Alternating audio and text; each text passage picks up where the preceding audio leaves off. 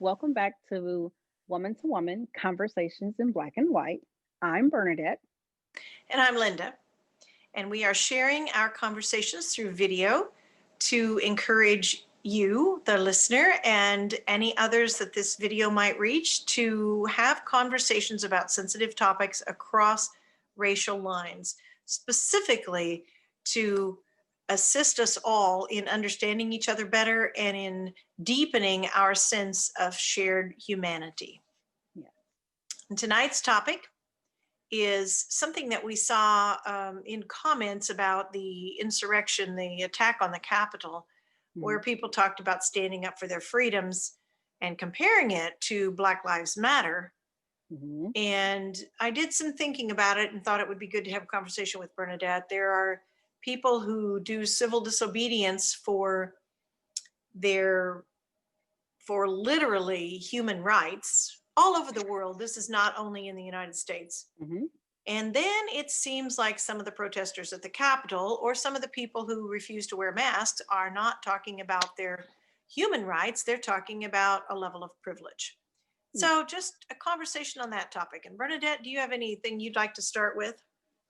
We do. I noticed that when the mask thing came out, but that isn't anything new that I have noticed. The the larger population, typically white people, especially entitled white people, really do not like to be. And I had this conversation one time with my girlfriend. She came over not too long after we had went in quarantine. And she's a Mhm. white, like love her to death. We've had more heartfelt, personal conversations since all of that has happening between masks and George Floyd and Ahmaud Arbery and all that. We've had more deepening conversations now than we ever had. I've known her a decade.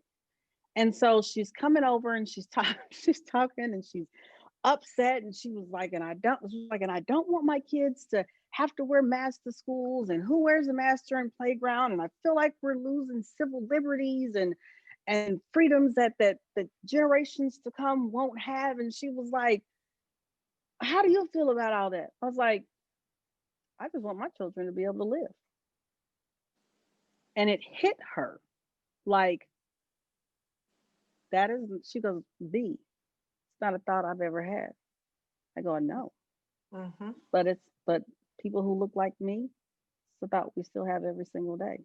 Right. We don't we don't give a damn about having to wear a mask or spreading ourselves 6 feet apart, or I can't go get a haircut.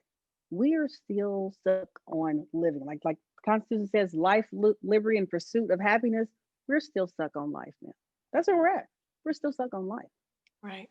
Right. And I said, so see, with the things you're talking about, no. I said, white people do not like to be inconvenienced. And this is her and I talking. I said, and y'all don't like to be told what to do. And she busted out laughing. She was like, I don't like it. I go, I know. Why do Mhm. you think we have all this foolishness going on right now? Because you don't want to be told what to do. And we're literally in a global pandemic. This ain't just about you. This is a global pandemic that people are dying from. And you're mad because you can't go to Supercuts. Right. I just Right. want to make sure my son makes it around the corner without being harassed or shot or accosted by anyone, not just the police, any white person who Anyway. feels like they want to. Right. Right. Which we know from the news reports happens, and that doesn't count the Yes, ones that didn't turn out to be a death, and so you right, never hear about them. right. Hmm. So I don't know what to even say to white people. I guess I would say that in my personal life, like in my relationship with my husband, and sometimes it helps me to take these big issues and bring them down to personal because I understand them better that way. So Hmm. there are things, and I've done a lot of personal growth work, so I'm not completely clueless. There are things that I get mad at Stan about that maybe it's appropriate he listen to and change. And there are other things that I have no business interfering in, and I'm still pissed for some reason. Hmm. And it's like those are the things I have to develop a screening in my own mind. Like, okay, yeah, I'm pissed, but that isn't really on him to change. He has every right to do exactly what he's doing. And I'm the one that needs to rethink, why is this bothering me so much? What is it? Right. And so on issues like masks, or, I mean, keep in mind, we've all been wearing seatbelts for something like 30 years and not, I mean, maybe you don't wear a seatbelt, but if a Mm-hmm. cop stops you, you're probably You going to get get a ticket. reminder or a ticket or Yeah. whatever. Mm-hmm. And you've never gone to a protest about wearing seatbelts. No. I can pretty well vouch for that. You've never gone to a protest about wearing seatbelts. And Right. yet that's even more prevalent than, and why is that? It's to save your life and the possibility of someone else. The Mm-hmm. masks are, maybe they don't work perfectly, but they seem to work better than virtually anything else we've had for the last 10 months, other Right. than staying home. Mm-hmm. So that's like, I'm fighting for my freedom so I don't have to wear a mask. It's like, that doesn't even make sense. That's on you. That's on each of Yeah. us. And to not do it is a disrespect to the community as a whole. Mm-hmm. And so to go to the capital of the United States government and talk about masks and things like that, it has no bearing on what your real freedoms are. Your real freedoms are the right to exist in a relatively safe country with your friends and neighbors, treating each other with respect. That's an important right. And if we Yes. get too embattled, we lose that. We just lose it because the whole culture becomes not safe. Mm-hmm. And so when you realize that there's parts of the population that have never been safe here, really, on any deep level, and you're fussing about a mask, and there's people Mm-hmm. who worry about their lives and the lives of their children and their husbands every Mm-hmm. single day, it's like, grow up. I mean, Mm-hmm. just grow up. Mm-hmm. Think about the realities of what you're dealing with here. Mm-hmm. Or that's just like people exercising their legal freedom to vote. Because this whole fiasco is not about whether or not there was voter fraud, because there was none. There hasn't been a single United States official from Homeland Security, the FBI, what, 30, 40, no, 60 court cases. So 60 court 60 judges. cases. Yes, so 60 judges, not a single individual has said that there has been any incidents of fraud. So this was not about people exercising their legal right to vote. This was about, you're pissed off with the results. Right, So going to the Capitol under the guise of, I'm trying to protect my freedoms. No, you're not. right, Which, you're mad because your guy lost. right. Exactly. And you're And not used to your guy losing it. And so I'm going to take this, whether you all like it or not. That's why you went to the Capitol. right, exactly. I heard a couple of Chiefs fans talking, and I'm not a I don't get into spectator sports, but my husband does, Yeah. and they were joking about how, hey, I don't like the way the Chiefs game came out, so let's just say that was not a fair game. Let's just say that didn't count. It wasn't right. We got to do it over. I mean, that's what people are saying about the election. And unfortunately, if you dive a little deeper, you will realize that when people yell lies loudly enough and long enough, they make Mm-hmm. an imprint, and then there's no evidence that isn't just a lie. The Mm-hmm. courts, the election officials, the elected, both The Republicans and Democrats, secretaries of states, all of them. Mm-hmm. everybody has declared this is the honest results. And who says it's not? People with no evidence that can't produce any evidence because there is Right. none. Mm-hmm. So that's another thing. It's like, you got to vote, we got to vote, I got to vote, lots of people got to vote, and there was no provable, not even any evidence of fraud, and your guy lost. Well, So, more people voted than they wanted to vote, especially people of color.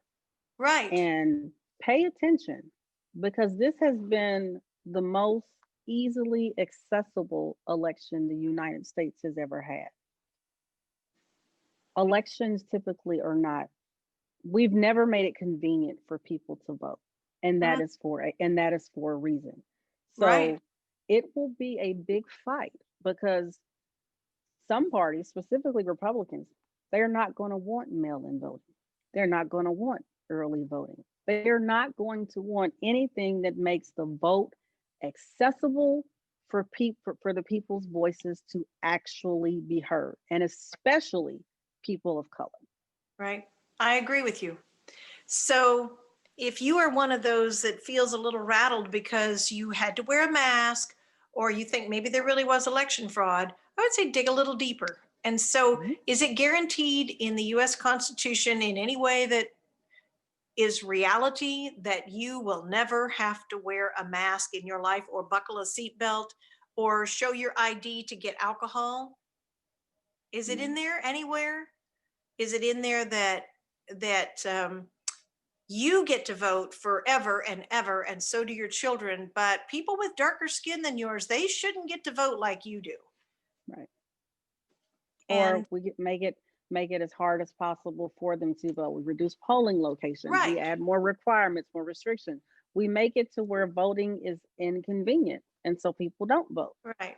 And Yeah. it's like an obstacle. Right, right, Hmm. exactly. Hmm. And there are probably people, honestly, who say, well, that's what the founding fathers intended.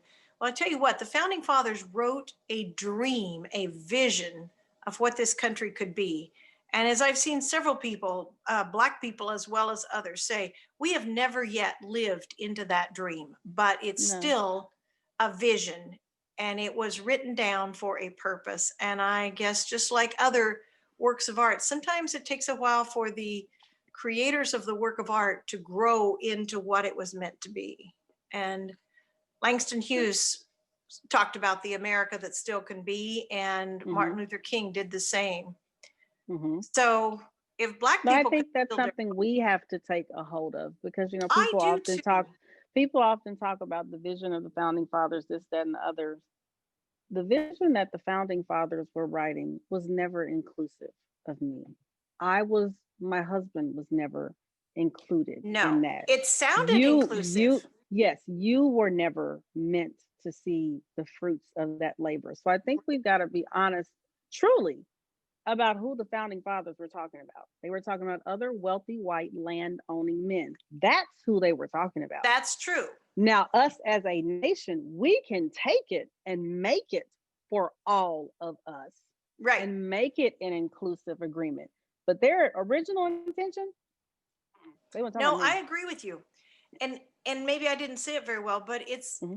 I believe that their vision was Hmm. big enough that it has carried us this far, and Hmm. we the people can take it further. But you're right.